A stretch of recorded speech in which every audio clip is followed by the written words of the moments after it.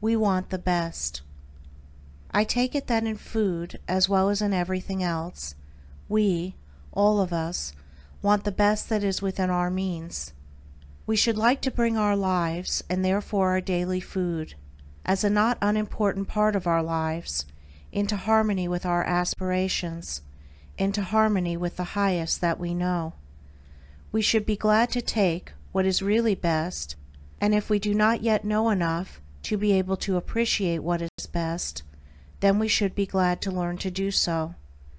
If we think of it, we shall see that this is the case along other lines, as for example, in music, art, or literature. We have been taught from childhood that if we want our musical taste developed along the best lines, we must select only the best music. And if at first we do not fully appreciate or understand it, we must be willing patiently to wait and to listen, until at length something of its sweet beauty dawns upon our souls, and we come to comprehend that which at first awakened no response within our hearts. If we want to appreciate the best in art, we must not fill our eyes with the sensational broadcasts of police news, or with the hideous abominations which are miscalled comic pictures, but we must steadily look and learn until the mystery of the work of Turner begins to unfold to our patient contemplation, or the grand breadth of Velasquez comes within our power to understand. So too in literature. It has been the sad experience of many that much of the best and the most beautiful is lost to those whose mental food consists exclusively of the sensational paper or the cheap novel, or that frothy mass of waste material which is thrown up like scum upon the molten metal of life. Novelettes, serials, and fragments of a type which neither teach the ignorant, nor strengthen the weak, nor develop the immature. If we wish to unfold the mind in our children, we do not leave them to their own uncultivated taste in all these things, but we try to help them to train that taste, whether it be in art, in music, or in literature.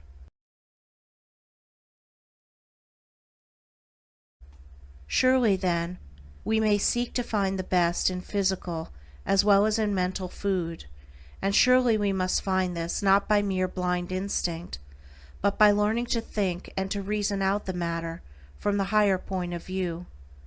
There may be those in the world who have no desire for the best, who are willing to remain on the lower levels, and consciously and intentionally to build into themselves that which is coarse and degrading. But surely there are many who wish to rise above this, who would gladly and eagerly take the best if only they knew what it was, or if their attention was directed to it.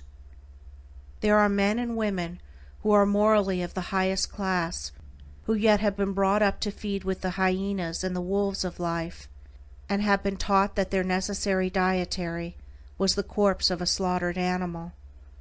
It needs but little thought to show us that this horror cannot be the highest and the purest, and that if we ever wish to raise ourselves in the scale of nature, if we ever wish that our bodies shall be pure and clean as the temples of the Master should be, we must abandon this loathsome custom, and take our place among the princely hosts who are striving for the evolution of mankind, striving for the highest and the purest in everything, for themselves as well as for their fellow men.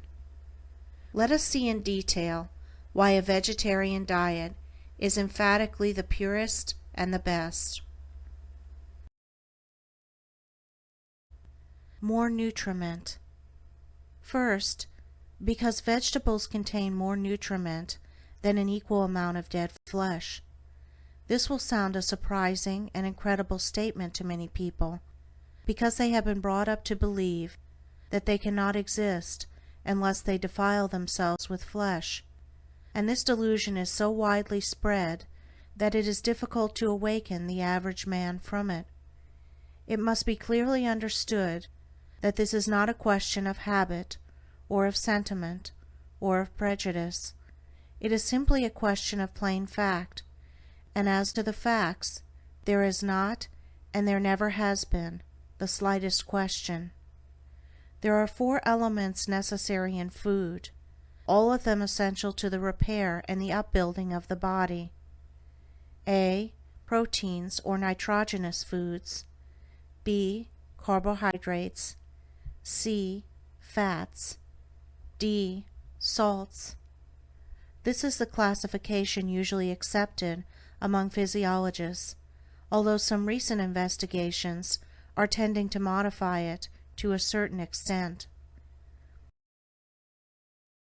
Now there is no question that all of these elements exist to a greater extent in vegetables than they do in dead flesh. For instance, milk, cream, cheese, nuts, peas, and beans contain a large percentage of proteins or nitrogenous matter. Wheat, oats, rice, and other grains, fruits, and most of the vegetables, except perhaps peas, beans, and lentils, consist mainly of carbohydrates, that is, of starches and sugars. The fats are found in nearly all of the protein foods and can also be taken in the form of butter or of oils. The salts are found practically in all foods to a greater or less extent. They are of the utmost importance in the maintenance of the body tissues, and what is called saline starvation is the cause of many diseases. It is sometimes claimed that flesh meat contains some of the things to a larger degree than vegetables, and some tables are drawn up in such a way as to suggest this. But once more, this is a question of facts, and must be faced from that point of view. The only sources of energy in dead flesh are the protein matter contained therein, and the fat, and as the fat in it certainly has no more value than other fat, the only point to be considered is the proteins. Now it must be remembered that proteins have only one origin. They are organized in plants and nowhere else.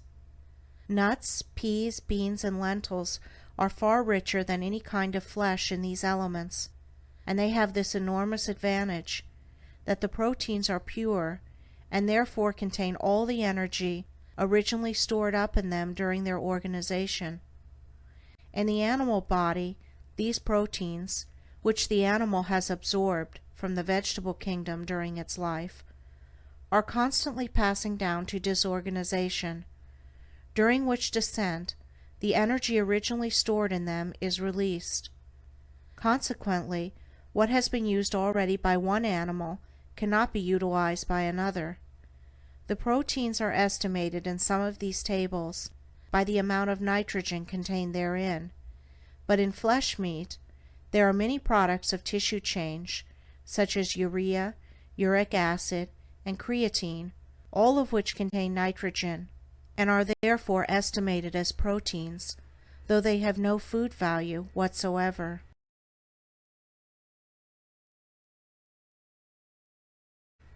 Nor is this all the evil, for this tissue change is necessarily accompanied by the formation of various poisons, which are always to be found in flesh of any kind, and in many cases the virulence of these poisons is very great.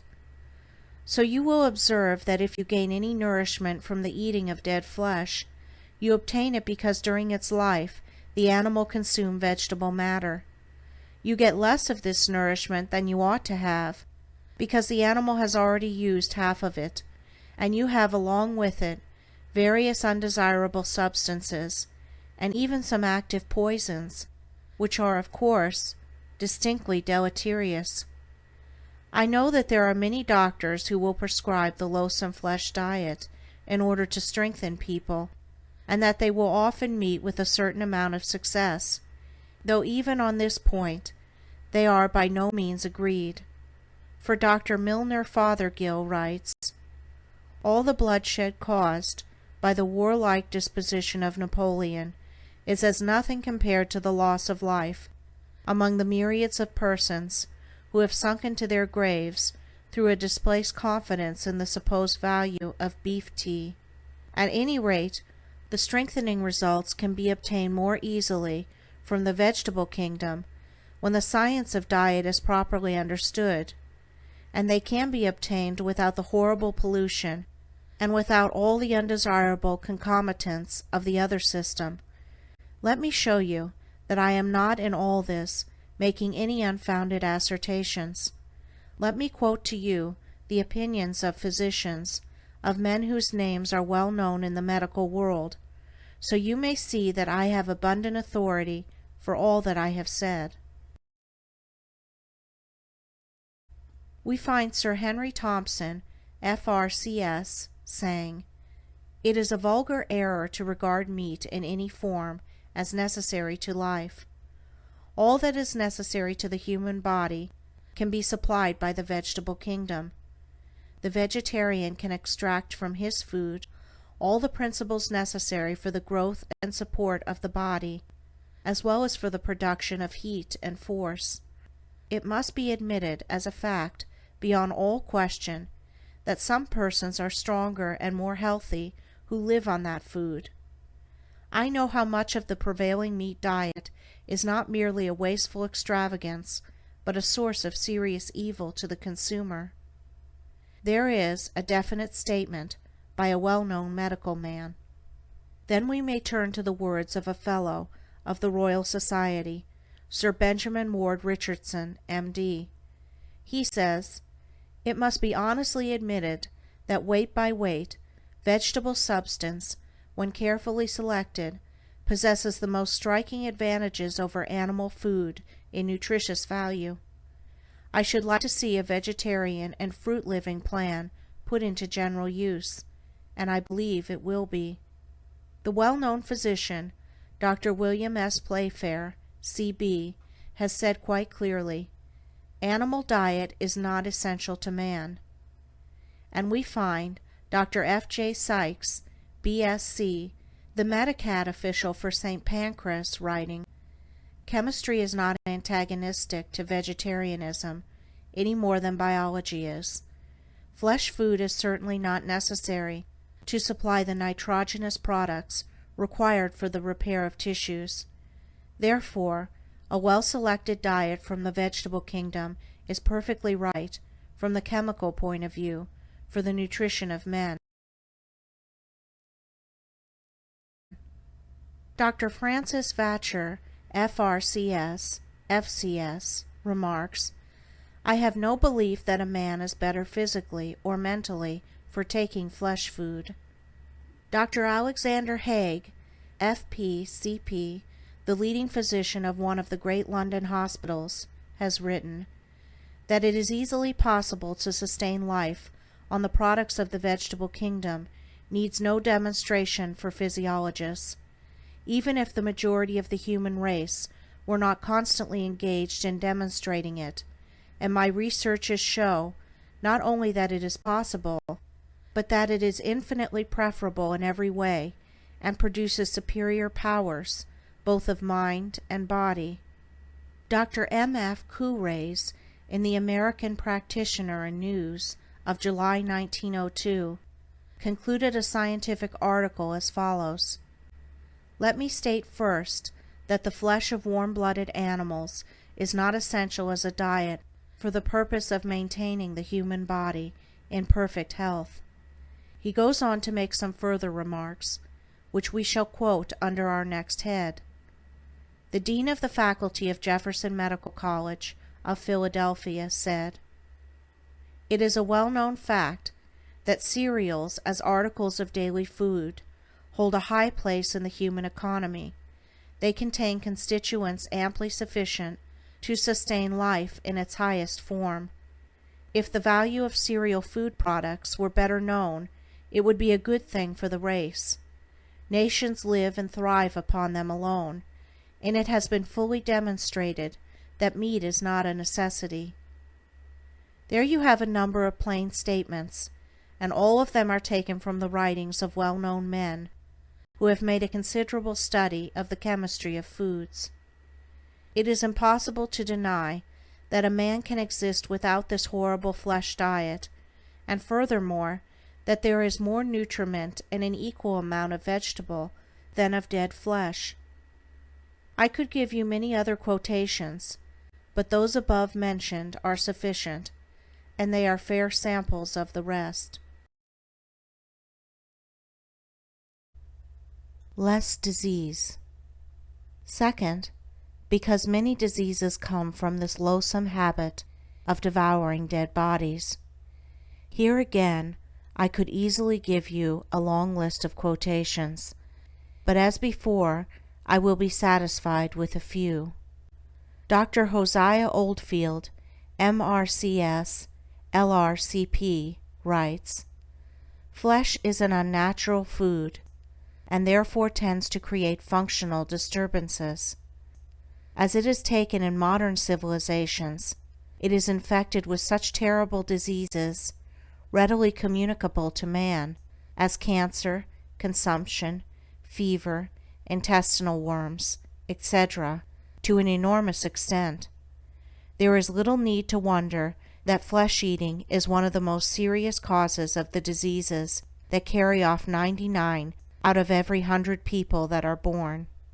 Sir Edward Saunders tells us, "Any attempt to teach mankind that beef and beer are not necessary for health and efficiency must be good, and must tend to thrift and happiness, and as this goes on, I believe we shall hear less of gout, Bright's disease, and trouble with the liver and the kidneys in the former, and less of brutality and wife-beating and murder in the latter.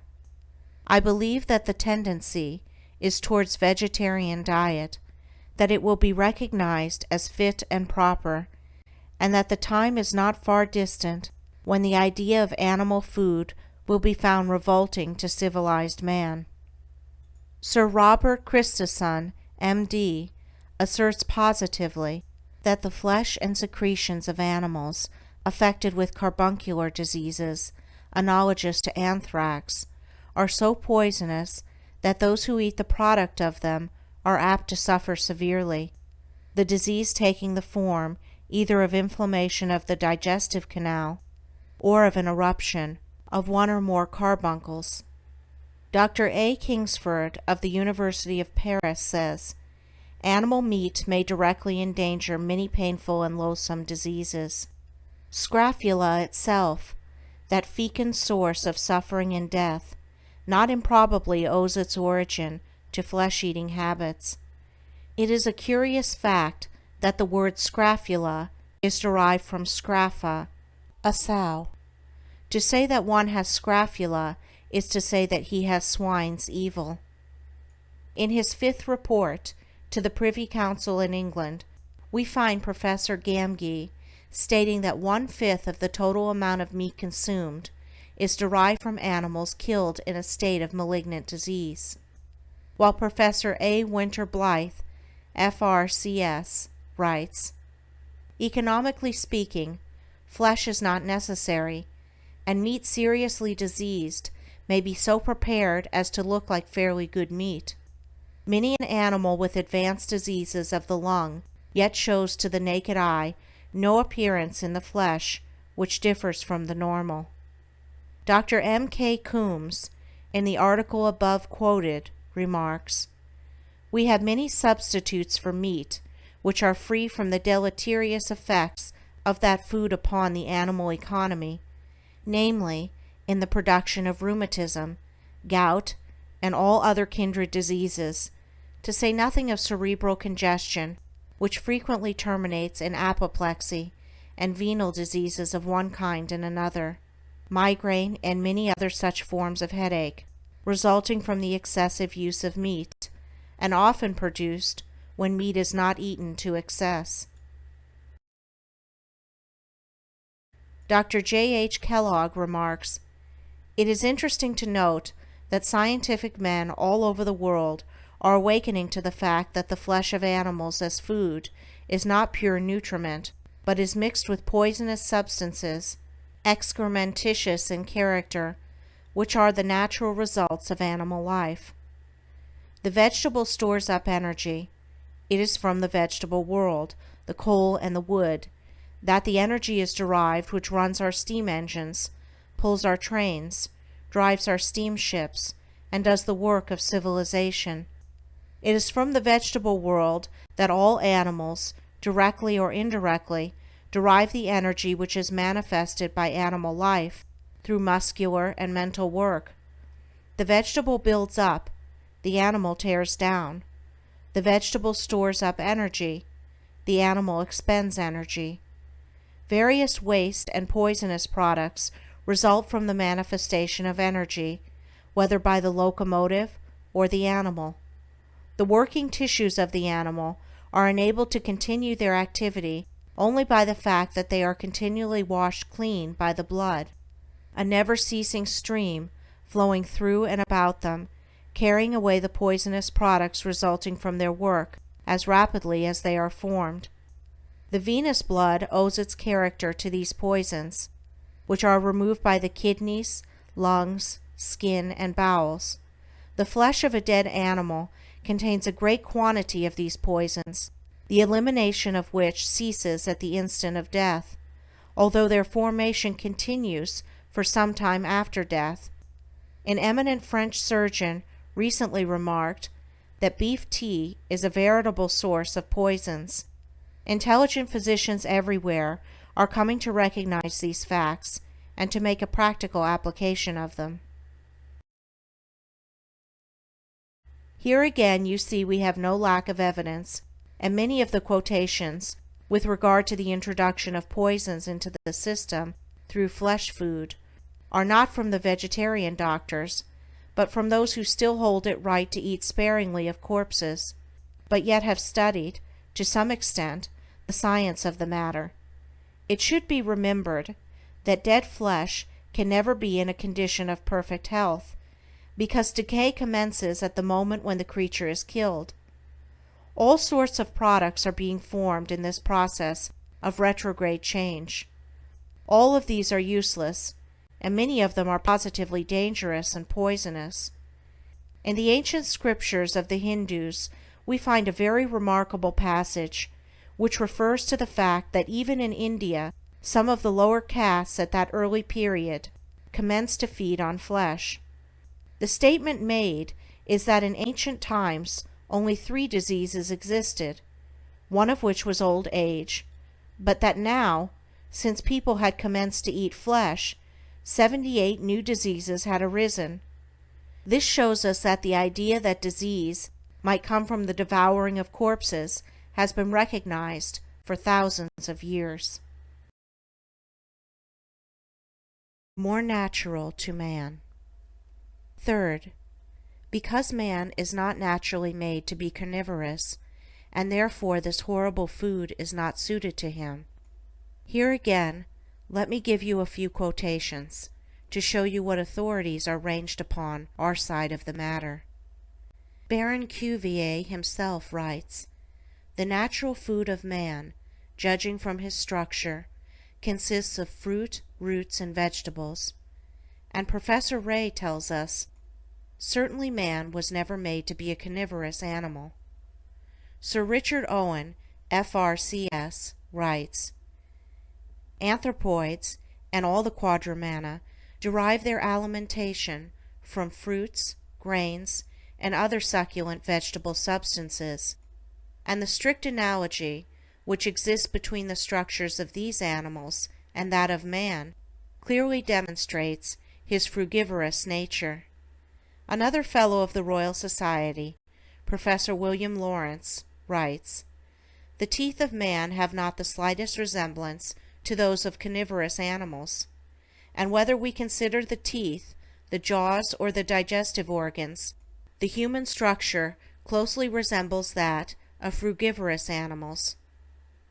Once more, Dr. Spencer Thompson remarks, "No physiologist would dispute that man ought to live on a vegetarian diet."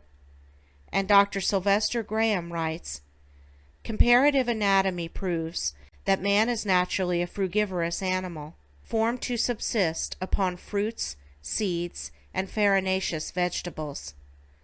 The desirability of the vegetarian diet will of course need no argument for anyone who believes in the inspiration of the Scriptures, for it will be remembered that God, in speaking to Adam while in the Garden of Eden, said, "Behold, I have given you every herb bearing seed which is upon the face of all the earth, and every tree in which is the fruit of a tree yielding seed, to you it shall be for meat. And it was only after the fall of man, when death came into the world, that a more degraded idea of feeding came along with it. And if now we hope to rise again to Edenic conditions, we must surely commence by abolishing unnecessary slaughter performed in order to supply us with horrible and degrading food. Greater strength. Fourth, because men are stronger and better on a vegetarian diet. I know that people say, "You will be so weak if you do not eat dead flesh." As a matter of fact, this is untrue. I do not know whether there may be any people who find themselves weaker on a diet of vegetables, but I do know this, that in many athletic contests recently the vegetarians have proved themselves the strongest and the most enduring, as for example in the recent cycling races in Germany, where all those who took high places in the race were vegetarian.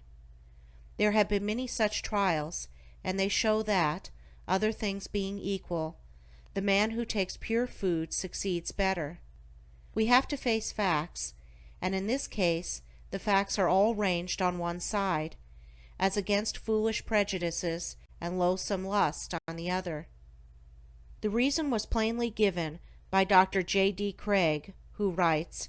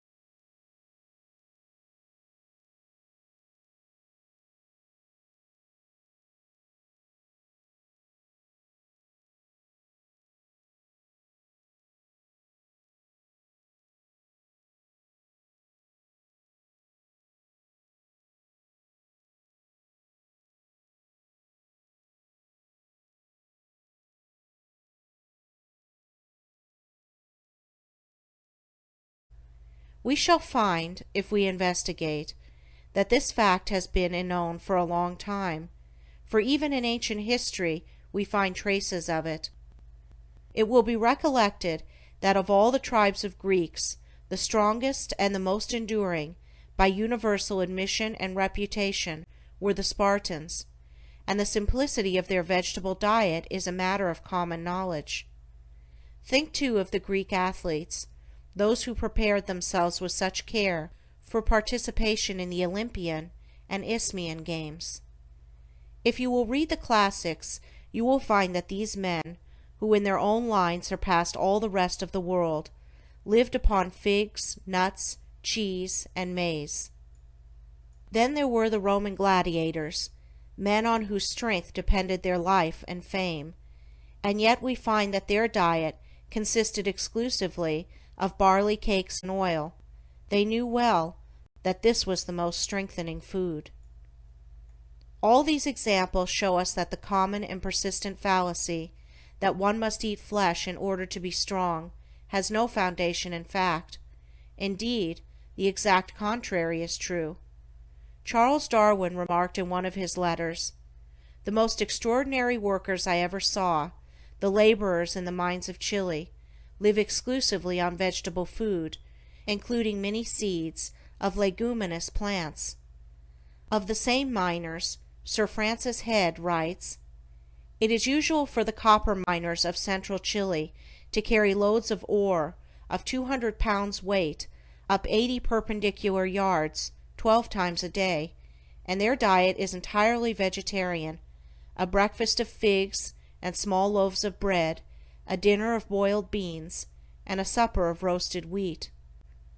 Mr. F.T. Wood, in his Discoveries at Ephesus, writes, "The Turkish porters in Smyrna often carry from 400 to 600 pounds weight on their backs, and the captain one day pointed out to me one of his men who had carried an enormous bale of merchandise, weighing 800 pounds, up an incline into an upper warehouse, so that with this frugal diet their strength was unusually great." Of these same Turks, Sir William Fairbairn has said, "The Turk can live and fight where soldiers of any other nationality would starve. His simple habits, his abstinence from intoxicating liquors, and his normal vegetarian diet, enable him to suffer the greatest hardships and to exist on the scantiest and simplest of foods." I myself can bear witness to the enormous strength displayed by the vegetarian Tamil coolies of the south of India, for I have frequently seen them carry loads which astonished me. I remember in one case standing upon the deck of a steamer and watching one of these coolies take a huge case upon his back and walk slowly but steadily down a plank to the shore with it and deposit it in a shed. The captain standing by me remarked with surprise, "Why, it took 4 English laborers to get that case on board in the docks at London." I have also seen another of these coolies, after having had a great piano put on his back, carry it unaided for a considerable distance, yet these men are entirely vegetarian, for they live chiefly upon rice and water, with perhaps, occasionally, a little tamarind for flavoring.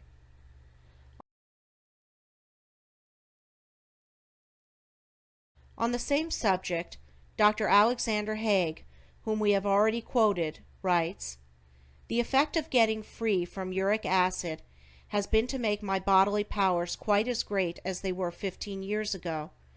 I scarcely believe that even 15 years ago I could have undertaken the exercise in which I now indulge with absolute impunity, with freedom from fatigue and distress at the time, and from stiffness next day. Indeed, I often say that it is impossible now to tire me, and relatively I believe this is true." This distinguished physician became a vegetarian because from his study of the diseases caused by the presence of uric acid in the system, he discovered that flesh eating was the chief source of this deadly poison. Another interesting point which he mentions is that his change of diet brought about in him a distinct change of disposition, that whereas he found himself constantly nervous and irritable, he now became much steadier and calmer and less angry. He fully realizes that this is due to the change in his food. If we require any further evidence, we have it close to our hand in the animal kingdom. We shall observe that there the carnivora are not the strongest, but that all the work of the world is done by the herbivora, by horses, mules, oxen, elephants, and camels. We do not find that men can utilize the lion or the tiger, or that the strength of these savage flesh-eaters is at all equal to that of those who assimilate directly from the vegetable kingdom.